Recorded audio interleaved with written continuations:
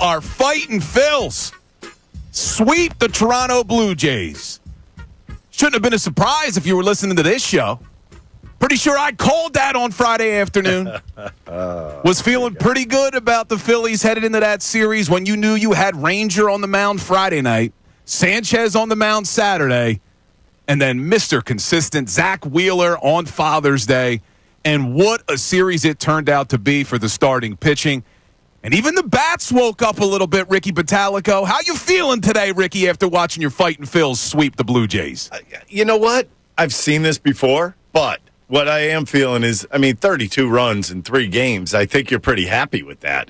That's pretty much what it's all about. You score some runs, you feel good about yourselves. That's the way baseball is. Sometimes it's up, sometimes it's down. Right now, they're kind of flying high, and they're in a good position. You're going into Miami right now. You have to be ready to play these guys because you have a Mets series coming up this weekend that could end up being a pretty big series. But you're absolutely right, number one, about the starting pitching. When you think about it, they gave up 3 total earned runs in 20 innings. That's legit, if you ask me. That's real. And the one thing about the Phillies right now is that the bats are alive and well. And I meant 22 runs, not 32 runs, by the way. And the one thing about the Phillies is, like, everybody's kind of joining in. And that's one thing. When they go bad, everybody joins in that way. When they go good, it seems like everybody joins in the other way. You're talking about 6 guys yesterday that had multi-hit games. So I want you to think about this from a clubhouse perspective. In that clubhouse, everybody's fired up right now. Everybody's ready to go. Everybody wants to play the next game. Why? Because they've all had success in a 3-game series where they needed to. And let's face it, that stadium, I was over there Friday, I was over there Saturday with my daughters. That place was ready. They're getting to the point now where I think people realize that it's summertime now and our Phillies have to start kicking it in gear. And I think it was just really good timing to kick it in gear now. You go down, you play the Marlins, and then you have a big series against the Mets. Everything kind of falling into place. That's how I feel right now. See, I wish I could get there. Well, I wish I could get there that everything is falling into place because it was a good week. Look, you could go back to they get swept by the Pittsburgh Pirates, and people were all jumping off the bandwagon. And now you look at the homestand they just had, and they go 5-1. And some of the bats are coming alive a little bit. But what I learned was what I already knew, that I want Dave Dombrowski to take advantage of this starting pitching staff. Like, we knew how good the starting pitching staff could be. And you look at what they've done in the 5-1 homestand. They lose the one game because Mick Abel didn't have his best outing. He didn't really have control. But in their 5 wins, Ricky, listen to these stats in the 5 wins. Your starting pitchers pitched 32 innings. They only gave up 5 earned runs. They only walked 2 batters, not average 2 batters, a total of 2 batters in their 5 wins, and they struck out 37 batters.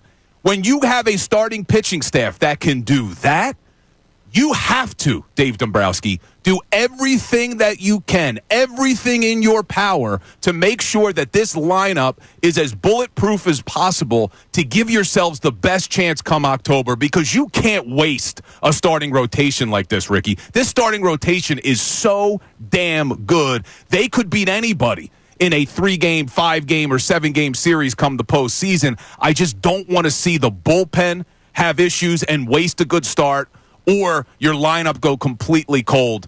Do everything you got to do. They're a piece or 2 away, man. A piece or 2 away. I think you're right in that situation. I think that whole bullpen piece has got to come into play.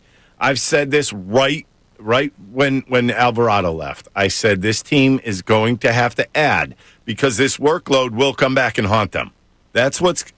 And it's going to happen. It's not like something that wouldn't happen, because once these guys start pitching more and more and the games get closer every single day, what are you going to do? Who are you going to use? And when you think about even deeper, it's a great point by you, because you can even go deeper and say, okay, in the playoffs, we're not going to be blowing everybody out because you're going to be playing pretty good teams. So what does that mean? That your bullpen's going to come into play a lot in those games. We saw it last year. We saw it last year with the Mets when Hoffman went in there and Strom went in there and they were getting lit up, and then all of a sudden one big pitch by Estevez, it turns the whole thing inside out.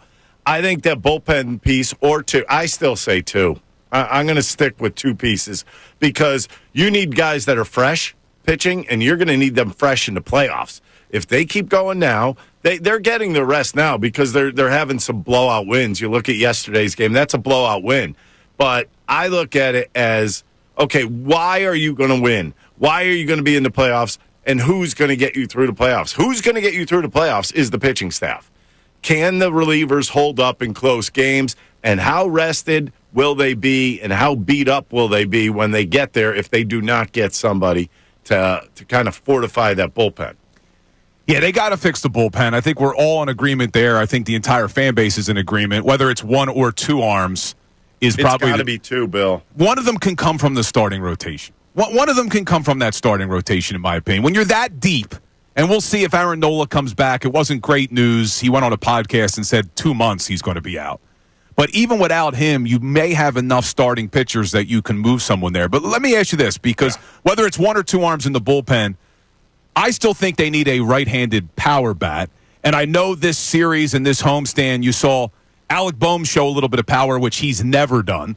You saw Nick Castellanos hit the grand salami on Father's Day yesterday. Is his power coming back? I'm not buying that. Like, I will buy, because we've seen it very often, how good the starting rotation is. I'm not buying that Alec Boehm suddenly going to have power when he's never had it in his career. And I'm not necessarily buying that Nick Castellanos can be relied on because he's so streaky. I still want to see Dombrowski go and get that right-handed power bat in the outfield.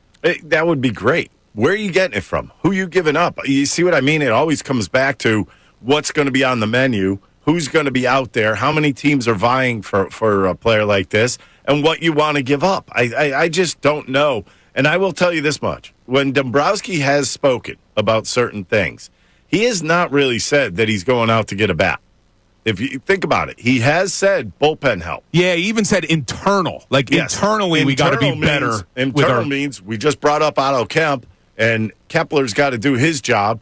It's going to be very interesting. I mean, certain things sometimes make you kind of shake your head and go, okay, it doesn't sound like he's in the mood to go get another outfielder. He's tried how many times?